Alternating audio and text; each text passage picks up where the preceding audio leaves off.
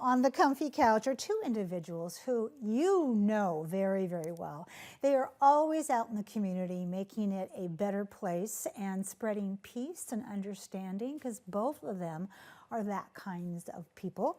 They are here to talk about the 39th Annual City of Destiny Awards. So please join me in welcoming Jessica Johnston. You are the chair of the City Events and Recognition Committee, otherwise known as CERC. CERC. Welcome back to Cityline. Thank you, Amanda. It's good to be here. I love being on your comfy couch. Oh, I love having you here. And okay, can you show us the shoes? The shoes? Oh, oh, no, we can see them there, yes. Those red pumps, those shoes are made for walking. Yes, they are. You brought with you a kind gentleman who has beautiful blue eyes, and whenever I see him, he always has that gentle smile. Tim Farley, you are the community chair of the City of Destiny Awards. Welcome to Cityline, my friend. Thanve you. I've made it here. You've made it. What's in the popcorn containers? Oh, a little bit of popcorn. Would you like to? Oh, thank you, Tim. Popcorn? There we go. So as you're passing popcorn around, Jessica, tell us about this year's City of Destiny Awards. We are so excited. So as you mentioned, it's the 39th year that we've done City of Destiny Awards. How can that be? It's incredible. Yeah. Yeah, and we are giving out 11 awards this year to our wonderful community members who are doing all the good work. Yeah. Yes, reaching out, participating, inspiring others. We're very, very excited. I love that. Yeah. So Tim, for people who perhaps are new to Tacoma and haven't heard of the City of Destiny Awards, I think that they will appreciate them more if they understand what goes into planning and producing these kind of live events. So give us a little fill-in here about the behind the scenes. Well, first, it's a long process.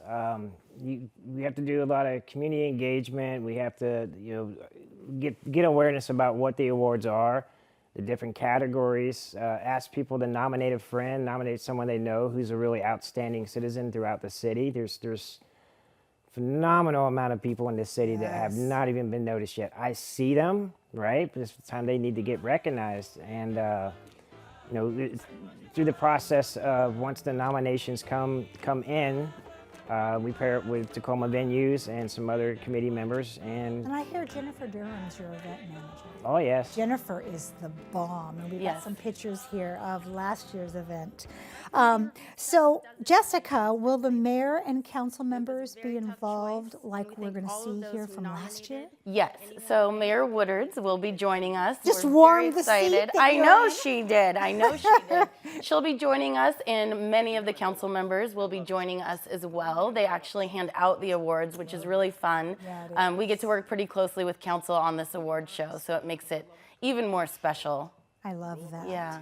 So, Tim, what is new at this year's event? And I've heard it has to do with fire.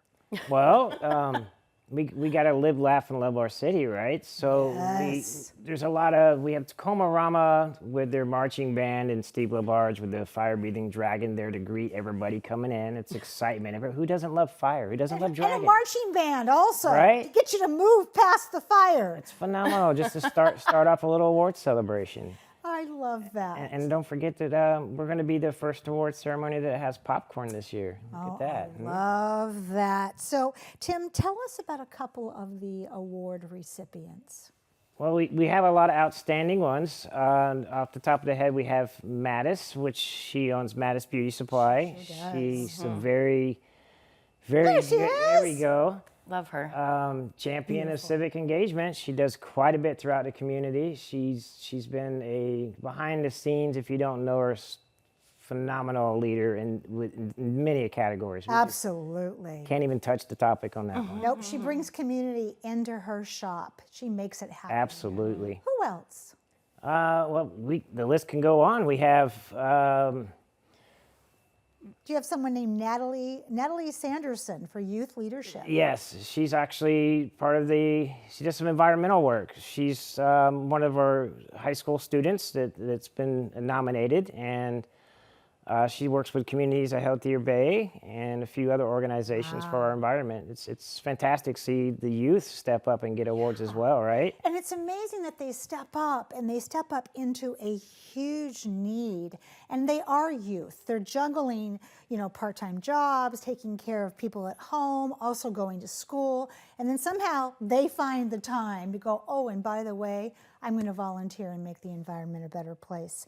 Tim, what is the awardee selection process like? Ooh, very, very challenging because there's so many. Getting back to some of the people that do get nominated,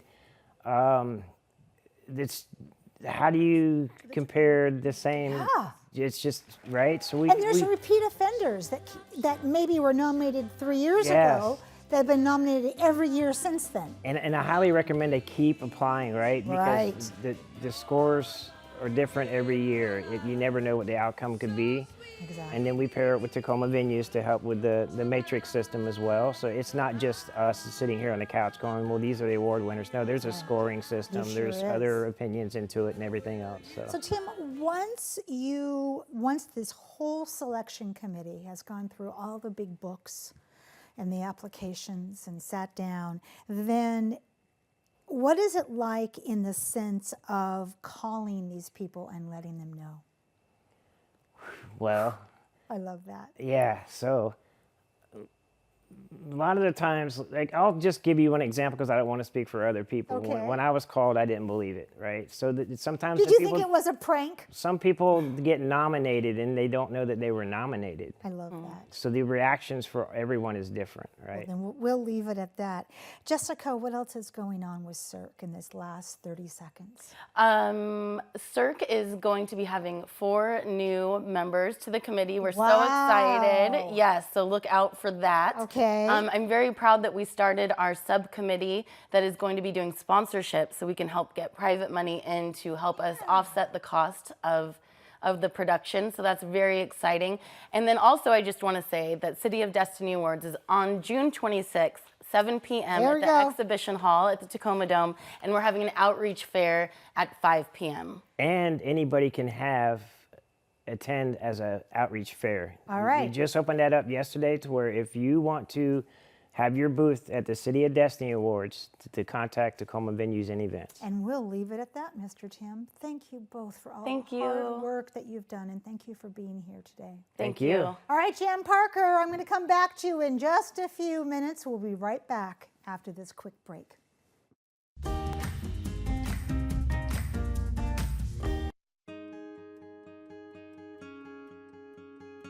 With having asthma, it hurts my chest, I get headaches. In 2014, smoking was the leading cause of residential fires. And there's all sorts of cigarette waste. It just seems to go on and on with the amount of trash. There are many people out there looking for a healthier lifestyle. When I look for a place to live, I'm going to be looking for smoke-free housing. We are there, day one, with baby names and a gift that lasts a lifetime. We are there as you grow, protecting you and those you love. We are there when you get your first job, helping you to save for the future. We are there when you marry your sweetheart to help secure your new life together. We are there if the unexpected happens, to help you see life from a new perspective. We are there when you start your next chapter to make sure you get off to a great start. And we are there when you lose your soulmate to help make sure you will be all right. We are with you through life's journey. Social Security, securing today and tomorrow. Get to know us and see what you can do online at socialsecurity.gov. This video produced at U.S. taxpayer expense. No, I don't think anybody sets out to be an addict. It got really heavy after my ex assaulted me. They put me on a lot of prescription medications. Injection drug user looks like 99% of the population on Earth. What stigma does is it creates shame. It drives people underground, and when you drive things underground, you make them truly dangerous.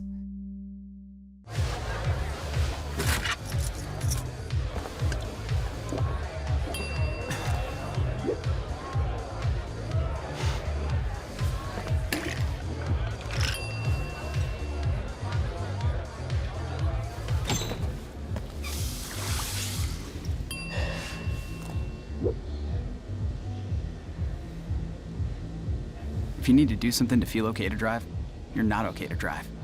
Don't drive buzzed.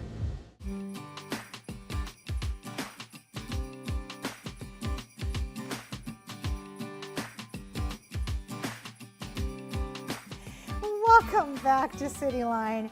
Jan Parker just let out this deep laugh that almost tasted like condensed milk. Jan Parker, what are you working on over there? Right now, I'm gonna start to whip my mascarpone cheese with condensed milk and heavy whipping cream. Okay. And to make the basis of mango float. And what is there not to like with those ingredients? It's everything. Everything, It's and everything. I feel like you'll love this. I will, absolutely. Save me a spoon. With me on the couch right now is Downtown on the Go. I love Downtown on the Go. Please join me in welcoming Laura Swanzarek, which we don't know what it means. It's a great Polish name, Czech name. You are the executive director for Downtown on the Go. Welcome back. Great to be here. Thanks. Good to have you here. You brought with you Mr. Timothy Campbell, who swears that he knows me and has met me before. I think he's pulling my leg, as my grandmother would say. You are the program coordinator for Downtown on the Go. Welcome back, because we have met before. Thanks for having us. You're welcome. So let's just kind of jump into this. What has Downtown on the Go been up to this summer, Miss Lauren? Yeah, so we've had a great start to our summer event season. We actually just finished up Bike Month. May is Bike Month in Tacoma and Pierce County.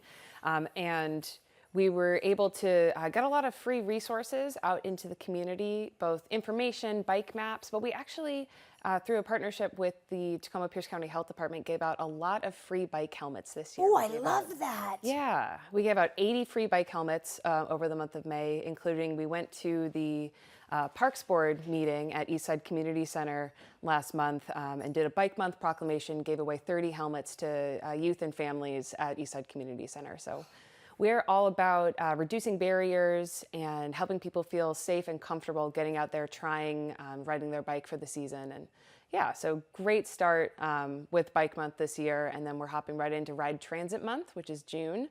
Yes. We had our transit trivia, our annual transit trivia event with Pierce Transit and Ride Together Pierce, getting all the transit nerds together. I love that. Come hang out, talk about transit, have a good time. That's right. Yeah, and we're encouraging folks to get out and ride your local transit route all month. You know, pick a day, pick a task. Destination. Pick a destination, take the bus there, and see who's on the bus. I love Have a nice time, engage with your community. That's right. Exchange some deets, Yeah. exchange some digits, and away we go.